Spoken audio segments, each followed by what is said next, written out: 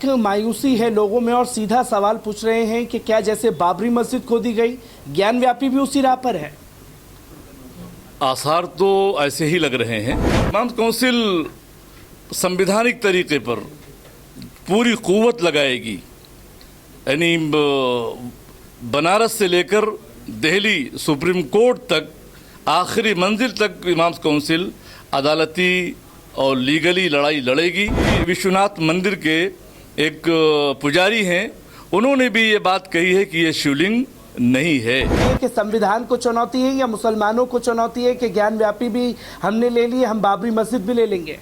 देखिए, इसमें बहरहाल चैलेंज तो मुसलमानों ही के लिए है कि अदालत का जो फैसला होगा वो जो पिछला जो रिकॉर्ड है और पिछला यानी सन 47 का कि जिसका ये था नियम, और ये कि जो धार्मिक स्थल हैं जिस अंदाज किसी भी धर्म के, उनको उसी तरह जूं का तू बाकी रखा जाएगा। 1991 में पार्लियामेंट से जो धार्मिक स्थलों के ताल्लुक से जो एक्ट बनाया गया वो भी है।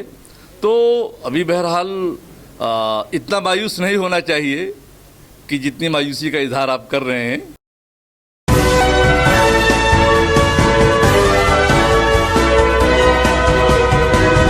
पल न्यूज़ से मैं हूं आपके साथ नदीम अकरम। ज्ञान व्यापी मस्जिद का मुद्दा जो है लगातार गर्माता जा रहा है।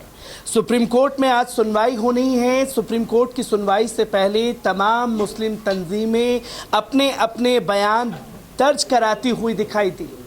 इस बीच सवाल ये खड़ा होता है कि बाबरी मस्जिद जिस तरीके से खोदी गई, क्या ज्ञान व्यापी भी उसी राह पर चल पड़ी है? इसी पर बात करने के लिए ऑल इंडिया इमाम काउंसिल के तमाम अधिकारी मेरे साथ मौजूद हैं।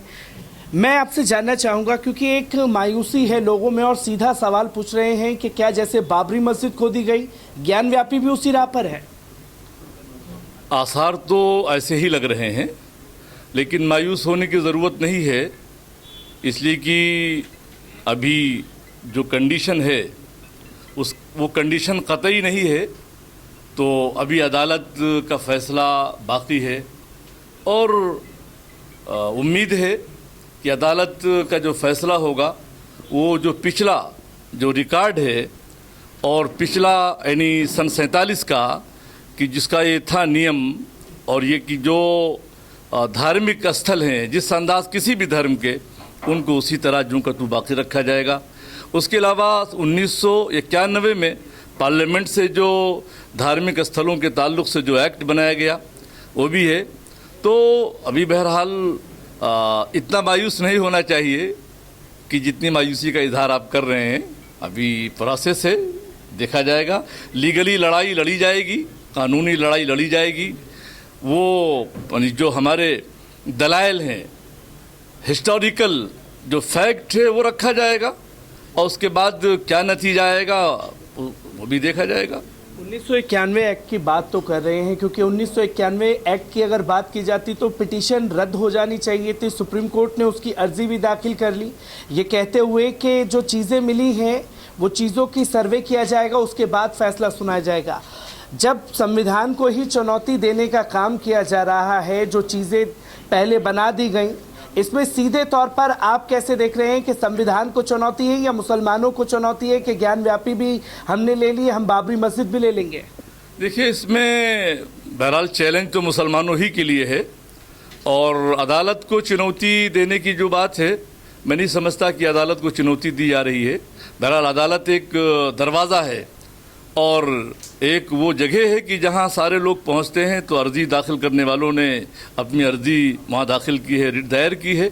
देखा जाएगा अदालत का क्या रवैया होता है, क्योंकि ज्ञान व्यापी मस्जिद को लेकर के सभी की मतें जो हैं अलग अलग दिखाई दी। क्योंकि सैयद सरवर चिश्ती साहब कहते हैं कि सड़कों पर निकलना चाहिए, मौलाना तौकीर रज़ा खान कहते हैं कि दिल्ली में आकर के एक बड़ा प्रदर्शन करना चाहिए, जमीयत उलमाए हिंद अलग बयान दे रही है, all India Muslim personal law board अलग बयान दे रही है। एक मत क्यों नहीं हो पा रहे हैं सभी लोग ज्ञान व्यापी मस्जिद पर?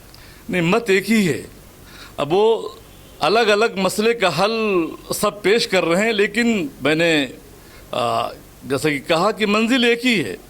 अब मसले का हल कोई इस रास्ते से जा रहा है, कोई उस रास्ते से जा रहा है, कोई कुछ कह रहा है, कोई कुछ कह रहा है, लेकिन मंजिल सबकी एक ही है। और कोशिश जारी है सबकी कि उस मंजिल तक पहुँचें। ऑल इंडिया इमाम काउंसिल जो है किस तरीके से तमाम मुद्दों को लेकर के लड़ने वाली है? इमाम काउंसिल संवैधानिक तरीके पर पूरी क़ुव्वत लगाएगी, यानी बनारस से लेकर दिल्ली सुप्रीम कोर्ट तक आखिरी मंजिल तक इमाम काउंसिल अदालती और लीगली लड़ाई लड़ेगी।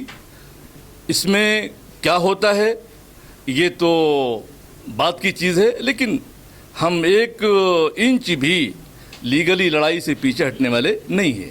क्योंकि all India Muslim personal law board ने भी ये ऐलान किया है कि हम लोग जो है लीगल टीम तैयार करेंगे, अगर इंतज़ामिया कमेटी को कोई ज़रूरत हुई तो क्या ऐसा ही कोई ऐलान ऑल इंडिया इमाम काउंसिल की तरफ से किया जाएगा? अब हम देखेंगे अभी क्या हमारा वो है, अभी जो प्रोसेस चल रहा है, प्रोसेस आने के बाद फिर क्या ज़रूरत हमारी है उसके अकॉर्डिंग हम करेंगे, इक़दाम करेंगे। क्योंकि हिंदू पक्षकारों का साफ तौर पर कहना है कि वो शिवलिंग है और जिस तरीके से एक्शन लिया गया, सीधे सील कर दिया गया वज़ू खाने को बिना मुस्लिम पक्षकारों से बात किए बिना, कैसे देखते हैं कि ये सीधे तौर पर मस्जिद में जाने से पहले सबसे ज़्यादा ज़रूरी होता है वज़ू, और वज़ू से वंचित करने की कोशिश है। जो सील कर दिया गया, हम आपके लिए हेडपंप लगा देंगे, आप उस जगह नहीं जा सकते। ठीक है, बहरहाल ये अभी जो फैसला है ये कोई मुस्तकिल फ़ैसला नहीं है। अभी हुकूमत ने भी ये एक तरह से जो टकराव है, टकराव को रोकने के लिए उसने वक्ती तौर पर ये मसले का हल निकाला है। ये हम नहीं कह सकते कि ये मुस्तकिल उसका आर्डर है कि नहीं, ये हमेशा सील रहेगा। तो वज़ू करने का जो मसला है उसका अल्टरनेट अगर है तो चलेगा, देखा जाएगा क्या होगा आगे। एक आखिरी सवाल, क्योंकि विष्णु जैन जो हिंदू पक्षकार के वकील हैं वो साफ तौर पर कह रहे हैं कि फव्वारे में और शिवलिंग में हमें अंतर पता है, मुस्लिम जो हैं वो बरगलाने की, भड़काने की कोशिश कर रहे हैं। नहीं, ऐसा नहीं है। ये बात अभी विश्वनाथ मंदिर के एक पुजारी हैं, उन्होंने भी ये बात कही है कि ये शिवलिंग नहीं है, खुद उनका कहना है, और अभी कल और परसों कई दिनों तक मीडिया में उन्होंने ये बयान अपना जो है दिया है। तो जब वो विश्वनाथ मंदिर के एक पुजारी हैं और उन्होंने ये बात कही है कि ये शिवलिंग नहीं है, इससे बड़ा मैं समझता हूँ कि और सबूत क्या हो सकता है उसके शिवलिंग न होने के। ऑल इंडिया इमाम काउंसिल के तमाम अधिकारी हमारे साथ मौजूद थे, जिन्होंने साफ तौर पर कहा कि जो शिवलिंग को लेकर के तमाम दावपेच फंसाने की कोशिश की है, उसके लिए तमाम लीगली लड़ाई लड़ी जाएगी।